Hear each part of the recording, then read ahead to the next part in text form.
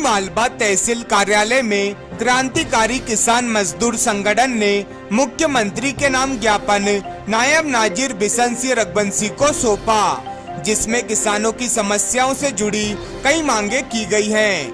क्रांतिकारी किसान मजदूर संगठन के कार्यकारी प्रदेश अध्यक्ष ब्रजमोहन पटेल ने बताया कि समर्थन मूल्य पर किसानों को मूंग उपार्जन किए लगभग 2 माह हो गए, परंतु किसानों को भुगतान की राशि प्राप्त नहीं हुई है।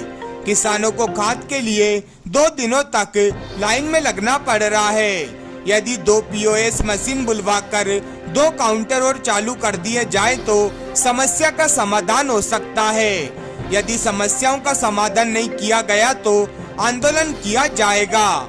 ज्ञापन के माध्यम से क्या मांग की गई है?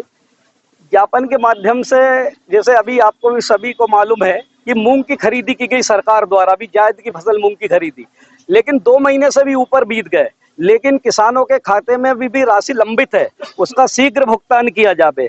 दूसरी ये विगत 10 वर्षों से सोयाबीन एवं बासमती धान के भाव लगभग 3000 से 4000 के लगभग चल रहे हैं।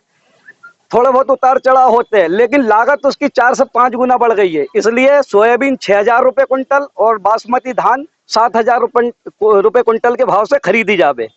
वर्तमान सरकार द्वारा, जो अभी वर्तमान में सरकार है भाजपा की, इसके द्वारा घोषणा संकल्प पत्र में और उद्बोधन के द्वारा भी 3100 रुपये कुंटल सादा धान खरीदने का वादा किया गया था, लेकिन पिछले वर्ष भी सरकार ने समर्थन मूल्य पर धान खरीदी है। तो जो 3100 रुपये और समर्थन मूल्य के बीच के अंतर का पैसा और इस वर्ष सादा धान 3100 रुपये कुंटल के हिसाब से खरीदी की जावे।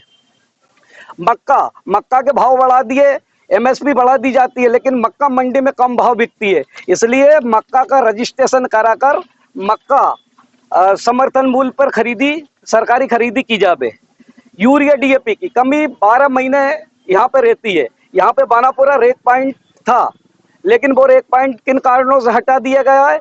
अब यहाँ पे सिवनी मालवा तहसील में लगभग 200 गांव आते हैं और एक POS मशीन है। एक मशीन से सैकड़ों किसानों को खाद नहीं मिलता, दिन भर बेचारे लाइन लगे रहते हैं, शाम को निराश होकर घर चल जाते हैं।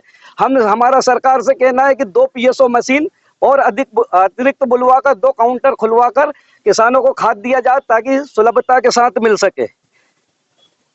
धान में अभी जो धान की फसल में 3 फेज बिजली की सख्त जरूरत है, क्योंकि धान की फसल को पानी अधिक चाहिए। अघोषित कटौती चाहे जब किसी को बताना नहीं, बिजली विभाग MP के द्वारा अघोषित कटौती कर दी जाती है, वो अघोषित कटौती को बंद कर लगातार 10 घंटे बिजली दी जावे। और एक और बहुत मुद्दा है, किसान भारत सरकार के द्वारा जो मोटरें खरीदता वो ISI ISO प्रमाणित होती है, लेकिन बिजली MPB के अधिकारियों द्वारा एक टंक मीटर आता है, उससे नाप के एम्पियर बड़े हुए आते हैं बगैर किसान की जानकारी के उसके HP बढ़ा दिए जाते हैं, उसके पास सीधा बिल बढ़ के आता है, जो गलत है। पहले जो मोटर पे स्लिप लगी उतना करंट वहां तक पहुंचना चाहिए, DP पे कितने HP है, ओवर HP तो नहीं है, ये सारी जांच होना चाहिए। इसके बाद में टंक मीटर लगाया जाए, जब तक टंक मीटर गलत है इसे बंद किया जाए। आदि मांगों को लेकर हमने आज ज्ञापन दिया। अगर ज्ञापन की हमारी मांगे पूरी नहीं होती है तो क्रांतिकारी किसान मजदूर संगठन आंदोलन करने पर विवश होगा। धन्यवाद।